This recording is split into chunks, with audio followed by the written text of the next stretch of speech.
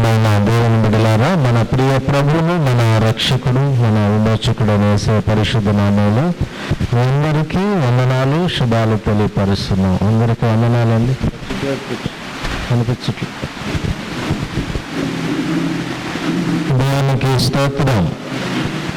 మరి యొక్క పరిశుద్ధ పునరుత్థాన దినమందు దేవుని పరిశుద్ధ సన్నిధిలో మనమందరము చేరి దేవుని నామాన్ని స్తుతించడానికి, కీర్తించడానికి దేవుడు ఇచ్చిన మంచి తరుణాన్ని బట్టి దేవునికి వందనాలు తెలియజేస్తున్నాం.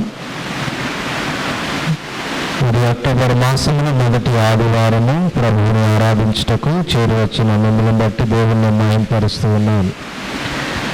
దేవుని సన్నిధికి మనం వచ్చుట ద్వారా దేవుని యొక్క మాటలు వినే సమయంలో దేవుని యొక్క ఆత్మ చేత మనము నింపబడతాము. మరి దేవుని ఆత్మశక్తి మన ఆయనలో నిలిచి ఉండేటట్లుగా చేస్తుంది. ఈరోజు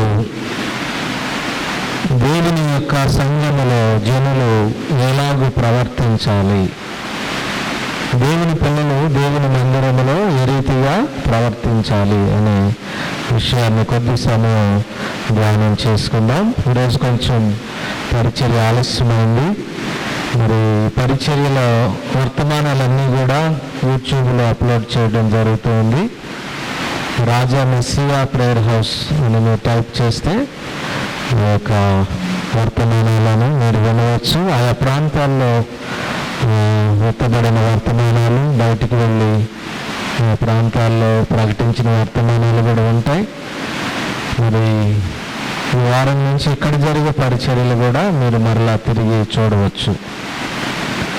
మంచిది. మరి వాటిని అప్లోడ్ చేయటం, మరి 40 రోజుల పరిచర్యలు జరుగుతున్నాయి. 34 దినాలు పరిచర్యలు జరిగించబడి మరి ఇంకా 6 రోజుల పరిచర్యలు ఉన్నాయి. 40 రోజుల పరిచర్యలు. ఇక్కడ కూడా 21 దినాలు ప్రార్థనా పరిచర్యలు జరిగితే మీరు అందరూ కూడా సిద్ధపడాలని మనం చేస్తూ ఉన్నాం. మరి సంవత్సరాంతంలో జరిగే కీడులు, శోధనలు కొట్టివేయబడాలని ఈ సంవత్సరం అంతట్లో కూడా దేవుని యొక్క కాపుదల క్షేమాలను అనుగ్రహించుట కొరకు మరి ఏర్పాటు చేయబడిన పరిచర్యలు, ఆత్మీయ స్థితిలో మనం బలాన్ని పొందుట కొరకు ఏర్పాటు చేయబడిన పరిచర్యలు మీరు అందరూ పాలుభాగస్తులుగా ఉండాలని మనం చేస్తూ ఉన్నాం. దేవుని పరిశుద్ధ లేఖన భాగంలో నుండి తిమోతికి రాసిన మొదటి పత్రిక మన ధ్యాన అంశము. హల్లెలూయా, స్తోత్రం. మన ధ్యాన అంశము తిమోతికి రాసిన మొదటి పత్రిక 3వ అధ్యాయము 14-15 వచనాలు మనం ధ్యానం చేసుకుందాం. అందరం కలిసి చదువుదాం. తిమోతికి రాసిన మొదటి పత్రిక 3వ అధ్యాయము 14-15 వరకు ఉన్న దేవుని వాక్యాన్ని అందరం కలిసి చదువుదాం. శీఘ్రముగా నీ యొద్దకు వచ్చునని నిరీక్షించుచున్నాను. అయినను నేను ఆలస్యం చేసిన యెడల దేవుని మందిరములో అనగా జీవము గల దేవుని సంఘములో జనులు ఎలాగూ ప్రవర్తింపవలనో అది నీకు తెలియవలనని ఈ సంగతులు నీకు రాయిచున్నాం. ఆ సంఘము సత్యమునకు స్తంభమును ఆధారమునై ఉన్నది. దేవునికి స్తోత్రం. తిమోతి అపోస్తలుడైన పౌలు పరిచర్య ద్వారా దేవుని నమ్ముకొని వారి యొక్క పితరుల యొక్క విశ్వాసము, తన యొక్క అవ్వలోని విశ్వాసము తనలోనికి వచ్చినట్లుగా మనం చూస్తూ ఉన్నాము. తర్వాత మరి అతడు దేవుని పరిచారకుడిగా మారాడు. పౌలు తర్వాత తిమోతి పౌలు వలె సేవ చేసేటువంటి ఒక గొప్ప నాయకుడిగా రూపాంతరత చెందాడు.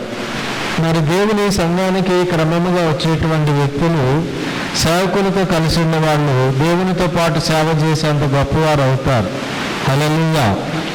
మరి పౌలు అంటున్నాడు, నేను శీఘ్రముగా నీ దగ్గరకు వస్తాను, సంఘాన్ని బలపరుస్తాను. అయితే ఒకవేళ నేను లేట్ అయితే, ఆ రోజుల్లో ప్రయాణ సౌకర్యాలు లేవు, ఓడల మీద ప్రయాణం చేసి రావాలి. ఒకవేళ నేను లేట్ అయితే కనుక నీవేం చేయాలంటే దేవుని మందిరములో ఉన్నటువంటి ప్రజలు, అనగా జీవము గల దేవుని సంఘములో ఉన్న జనులు ఎలాగ ప్రవర్తించాలి, దేవుని మందిరములో మనుషుల యొక్క ప్రవర్తన. ఈరోజు చాలామంది దేవుని మందిరాలకు వెళుతూ ఉన్నారు, దేవుని ఆరాధించే వారిగా ఉన్నారు, కానీ వారి యొక్క ప్రవర్తన దేవునికి ఇష్టమైనటువంటిదిగా ఉందా లేదా అనే విషయాన్ని మనం చూసినప్పుడు లోకస్తుల కంటే భయంకరంగా జీవించేటువంటి వ్యక్తులు మనం చూస్తున్నాం. మన యొక్క ప్రవర్తన ద్వారా దేవుని మహిమపరచాలి.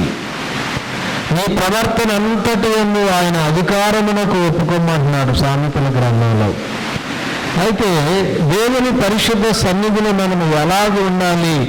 సొలొమోను భక్తుడు ఏం తెలియచేస్తున్నాడంటే ప్రసంగి గ్రంథం 5వ అధ్యాయము 1వ వచనం, మనకందరికీ తెలిసిన వాక్యమే.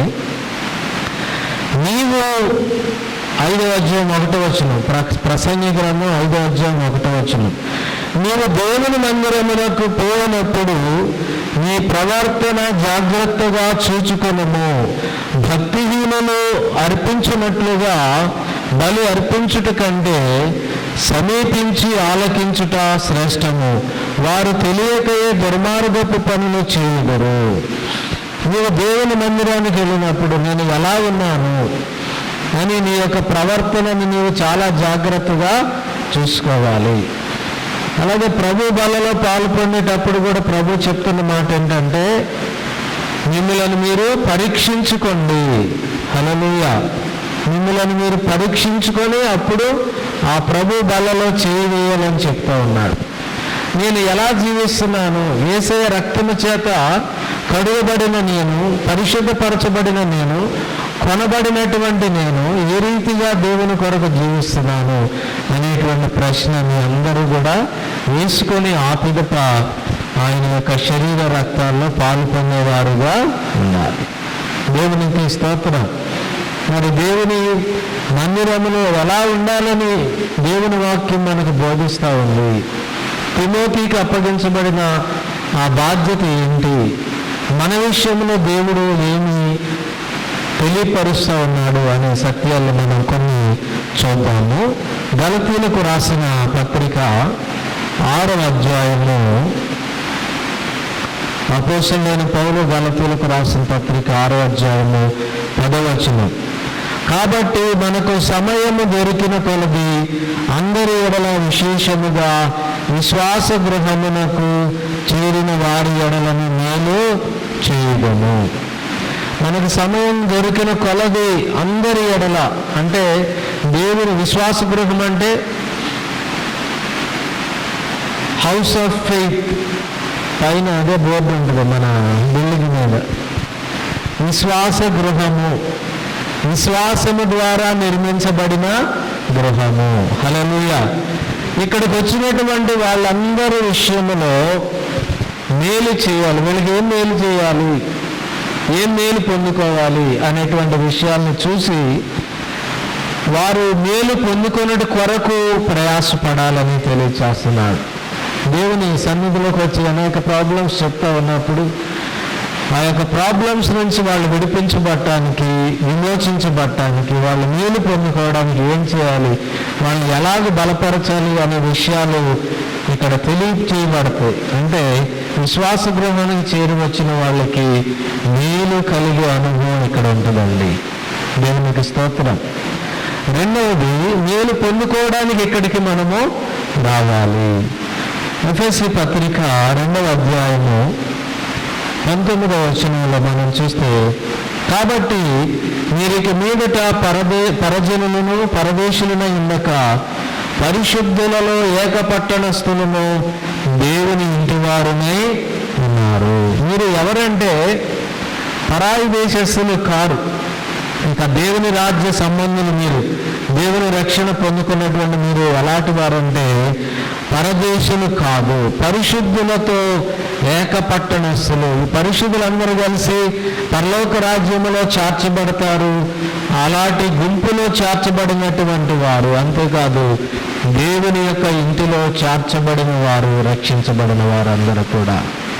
హల్లెలూయా. ఇంకా రక్షించబడకపోతే దేవుని ఇంటి వారితో కలిసి మీరు ఉన్నారు, కానీ దేవుని ఇంటిలో లేరు అనే విషయాన్ని ఎరగాలని మనం చేస్తూ ఉన్నాం. హెబ్రీయులకు రాసిన పత్రిక 3వ అధ్యాయము 6వ వాక్యాన్ని మనం చూసినట్లయితే, హెబ్రీయులకు రాసిన పత్రిక 3వ అధ్యాయము 6వ వాక్యాన్ని దయచేసి చదువుకుందాం. అయితే క్రీస్తు కుమారుడై ఉండి ఆయన ఇంటి మీద నమ్మకముగా ఉన్నాడు. ధైర్యమును, నిరీక్షణమును, ఉత్సాహమును తుదమట్టుకు స్థిరముగా చేపట్టిన యెడల మనము ఆయన ఇల్లు. యేసుక్రీస్తు దేవుని కుమారుడు, ఆయనకి సర్వము చేయడానికి స్వాతంత్రం ఉంది, కానీ ఆయన దేవుని ఇల్లంతటిలో నమ్మకముగా ఉన్నాడు. సంఘములో ఉన్నటువంటి నీవు దేవునికి నమ్మకమైన వ్యక్తిగా జీవించాలి. దేవునికి స్తోత్రం. నమ్మకం, దేవుని యందు దేవుని కొరకు చాలా జాగ్రత్తగా జీవించాలి. ఆయన నా కొరకు ప్రాణం పెట్టాడు. ఆయన సంఘములో చేర్చబడినటువంటి నేను నమ్మకమైన వ్యక్తిగా ఉండాలి. ఒకవేళ మనం నమ్మకంగా లేకపోతే మనల్ని బట్టి అన్ని జనులలో దేవుని నామమునకు అవమానము కలుగుతుంది. ఈరోజు క్రైస్తవుల్ని చాలా ట్రోల్ చేస్తున్నారు. వాక్యం చెప్తుంటే ట్రోల్ చేస్తున్నారు. ఎందుకంటే చెప్పబడే బోధ వారి యొక్క జీవితాల్లో లేదు. వినేవారి యొక్క జీవితాల్లో ఉన్న బోధ అన్వయించుకొని దాని ప్రకారము ప్రవర్తించటం అనేటువంటిది లేదు. క్రీస్తు వలె మనము దేవుని యొక్క ఇంటిలో నమ్మకస్తులుగా ఉండాలి.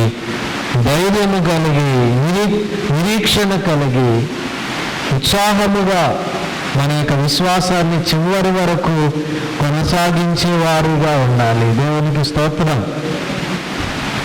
అలాంటి నమ్మకమైన స్థితి కలిగి ఉండాలి.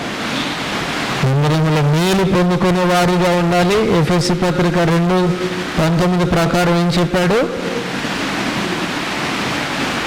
పరిశుద్ధులతో మనము ఏకపట్టణస్థులమై ఉన్నాము. దేవుని మందిరానికి వచ్చిన మనం. 3వది, దేవుని ఇంటిలో ఉన్న మనము నమ్మకమైన వారిగా ఉండాలి. దేవునికి స్తోత్రం. ఎవరు డబ్బు ఇస్తే వారిని ఎక్కువగా ప్రేమించే వారిగా ఉండకూడదు. డబ్బు ఈరోజు ఉంటుంది, రేపు పోతుంది. డబ్బు శాశ్వతమైనది కానే కాదు. డబ్బుని బట్టి కాదు. దేవునికి స్తోత్రం. మరి లేకపోతే మనల్ని చేర్చుకొని మనకి మంచి హానరింగ్ ఇస్తారని దాన్ని బట్టి కూడా కాదు. దేవుడు మనల్ని చూసేది ఏంటంటే నమ్మకమైన వ్యక్తులుగా ఉండాలి. నేను మీ విషయంలో మిమ్మల్ని సంతోషపెట్టే వ్యక్తిగా సేవ చేయకూడదు. దేవుడు సంతోషపడాలి. దేవునికి స్తోత్రం. దేవునికి మహిమ కలగాలి. మీ యొక్క మెప్పును ఆశించి ఏది చేసే వ్యక్తిగా నేను కూడా ఉండకూడదు. హల్లెలూయా. కనుక క్రీస్తు కుమారుడై ఉండి ఆయన ఇంటి మీద, ఆయన ఇల్లు అంటే ఎవరు? మనమే. ఆయన తన యొక్క ప్రజలను తండ్రి వద్దకు తీసుకెళ్ళడానికి అపవాది చేత పట్టబడిన మనలను, బంధించబడి ఉన్న మనలను, పాపముల చేత చనిపోయి ఉన్న మనలను, చెరలో ఉన్న మనలను, పాపములో నుంచి బయటికి రాలేని మన కొరకు పరిచర్య చేయటానికి వచ్చి మన కొరకు ప్రాణం అర్పించి మనకు పాప క్షమాపణ అనుగ్రహించిన దేవుడుగా ఆయన ఉన్నాడు. ప్రభు ఆయన కుమారుడు ఇన్ని శ్రమలు పడాల్సిన అవసరం లేదు, కానీ తండ్రి పంపినప్పుడు వచ్చి మన కోసం శ్రమలు పడి నమ్మకముగా ఆయన పనిచేశాడు ఈ భూమి మీద. కుమారుని వలె నీవు కూడా యేసుక్రీస్తు వలె ఆయనను పోలి నమ్మకమైన వ్యక్తిగా నీవు దేవుని కొరకు జీవించాలి. దేవునికి స్తోత్రం. 4వది, పేతురు రాసిన మొదటి పత్రిక 4వ అధ్యాయము 17వ వచనాన్ని దయచేసి చూద్దాం. తీర్పు దేవుని ఇంటి వద్ద ఆరంభమగు కాలము వచ్చి ఉన్నది. అది మన వద్దనే ఆరంభమైతే దేవుని స్వార్థకు అవిధేయులైన వారి గతి ఏమవును. తీర్పు అనేది ఉంది. రాబోయే దినాల్లో దేవుడు తీర్పు తీరుస్తాడు. ఒకవేళ సంఘములో ఉన్న వ్యక్తులకి ఆ తీర్పు అనేది దేవుడు తీర్చే అనుభవం వాళ్ళు ఉంటే దేవుని స్వార్థకు అవిధేయులై దేవుని నమ్మని వాళ్ళ యొక్క గతి ఇంకా ఏ స్థాయిలో ఉంటుంది. కాబట్టి మనము తీర్పులోనికి రాని వారముగా, దేవుని చేత జడ్జి చేయబడని వారముగా, నీతిని పొందుకున్న వారముగా ఆయన అనుసరించి ఆయన కొరకు జీవించే వారముగా ఉండాలి అని ప్రభువు మనకి సెలవిస్తున్నాడు. తీతుకు రాసిన పత్రిక 2వ అధ్యాయము 14వ వచనము. తీతుకు రాసిన పత్రిక 2:14 ఒకసారి చదవండి. ఆయన సమస్తమైన దుర్నీతి నుండి మనలను విమోచించి సక్రియలయందు ఆసక్తి గల ప్రజలను తన కోసరము పవిత్రపరచుకొని తన సొత్తుగా చేసుకొనుటకు తను తానే మన కొరకు అర్పించుకొనును. ఆయన సమస్తమైన దుర్నీతి నుండి మనలను విమోచించాడు. దేవుని సంఘములో ఉన్న మన యొక్క అనుభవం ఏంటంటే సమస్త విధమైన దుర్నీతి నుంచి మనము విమోచించబడ్డాము. దేవునికి స్తోత్రం. ఇప్పుడు ఏం చేయాలి? ఒకప్పుడు దుష్క్రియలు ఆసక్తి కలిగి ఉన్నాం, ఒకప్పుడు పాపం అంటే ఇష్టం కలిగి ఉన్నాం. ఇప్పుడు సత్క్రియలు ఆసక్తి గల ప్రజలను తన కోసము పవిత్రపరచుకొని, నేను ఎందుకు ఏర్పాటు చేసుకున్నాడంటే నీవు సత్క్రియలు ఆసక్తి కలిగినటువంటి ప్రజగా ఉండాలని నేను ఏర్పరచుకొని నిన్ను పవిత్రపరిచి దేవుని సొత్తు అయినటువంటి బిడ్డగా ఆయన నిన్ను మార్చుకొని ఆయన సొత్తుగా చేసుకొని దాని కొరకు ఆయన సిలువలో తనను తాను అప్పగించుకున్నాడు. అంటే ఆయన నిన్ను సంఘములో చేర్చినటువంటి అనుభవం ఏంటంటే నీవు సత్క్రియల యందు ఆసక్తి కలిగి ఉండాలి, మంచి కార్యాలు చేయటం యందు ఆసక్తి కలిగిన వ్యక్తిగా ఉండాలి. నిన్ను పవిత్రపరిచాడు, అందుకొరకు పవిత్రపరిచి ఆ రీతిగా నీవు జీవించాలని, ఆయన సొత్తైన బిడ్డగా, సొంత బిడ్డగా నీవు ఉండాలని నీ కొరకు సిలువలో ఆయన ప్రాణమును బలిగా అర్పించాడు. అలాగే నిన్ను ఈ యొక్క దేవుని సంఘములోనికి నడిపించాడు. దేవుని సంఘం అంటే ఇక్కడున్న మనమే కాదని, మనము వన్ ఆఫ్ ద పార్ట్ అంతే. సార్వత్రిక సంఘం అంతా కూడా, ప్రపంచవ్యాప్తంగా ఉన్న దేవుని సంఘం అంతా కూడా కలిసి సంఘం అంటారు. దేవునికి స్తోత్రం. ఇక్కడ కొంత భాగం ఉంది, ఒక చిన్న మనసు లాంటి ఒక భాగం ఉంది. మనం చాలా కొద్దివారు.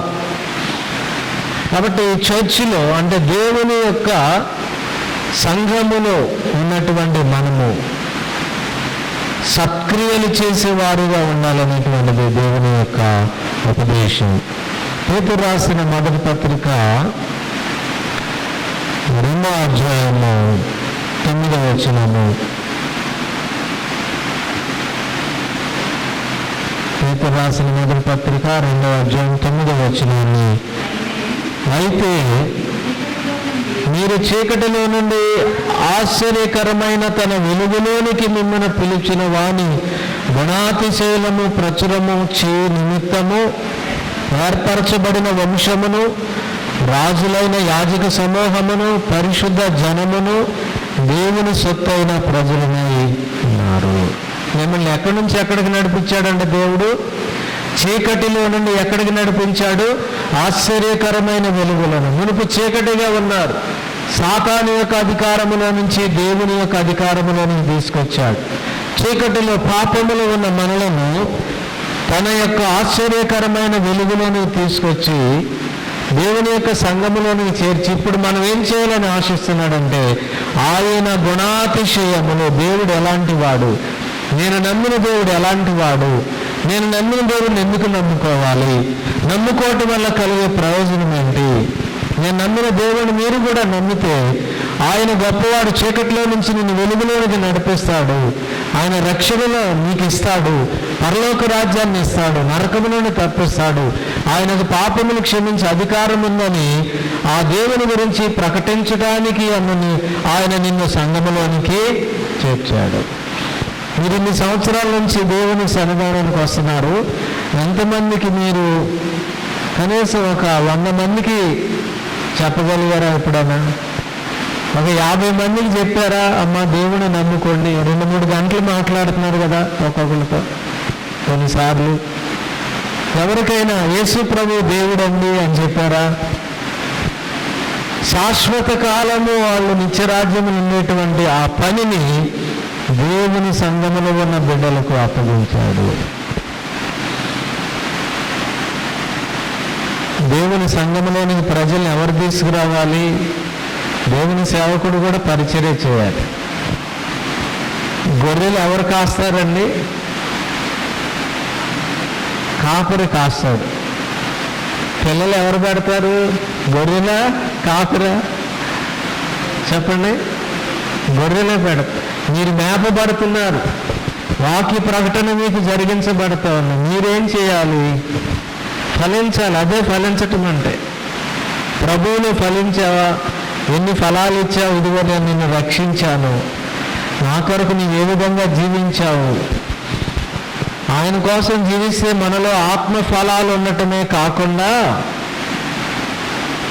ఇతరులకు సువార్త ప్రకటించటం ద్వారా, మీ ద్వారా అనేకులు ప్రభు దగ్గరకు వచ్చినప్పుడు దేవునికి మహిమ కలుగుద్దండి. హల్లెలూయా. ఒక పాపి పరలోక రాజ్యము చేర్చబడితే, మారు మనసు పొందితే, పరలోకములో దేవుని దూతలు ఎదుట సంతోషము కలుగుతుందటండి. హల్లెలూయా. దేవునికి స్తోత్రం.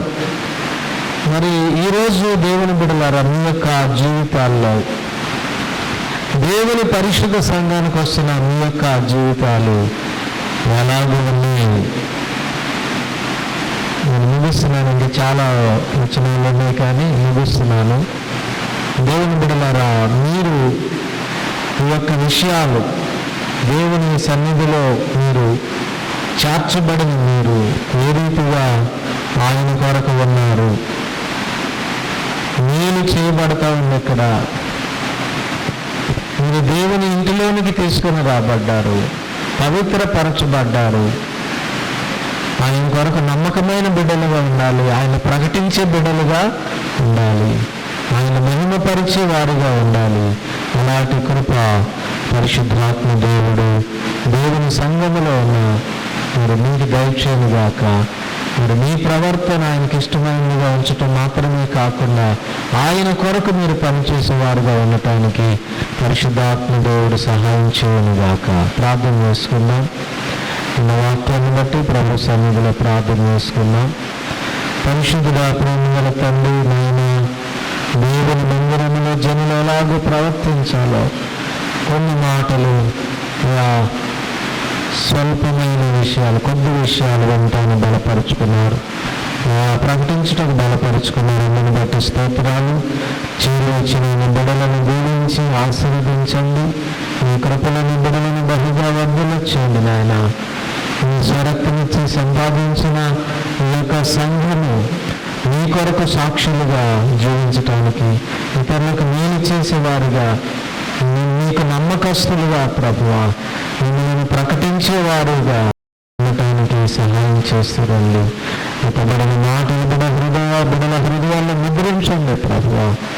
నన్ను బలపరచు వాడుకున్నందుకు మీకు స్తోత్రాలు చెల్లిస్తూ, మీ యొక్క శరీర రక్తాలు మేము పాలు పొందటానికి మాకు సహాయం చేస్తురమ్మని, వర్తమానమైన ప్రతి ఒక్కరిని మీరు దీవించి ఆశీర్వదించి మీ కృపణ వద్దలో చేయమని యేసునామమున అడుగుచున్నాము తండ్రి. ఆమేన్. అందరికీ వందనాలు.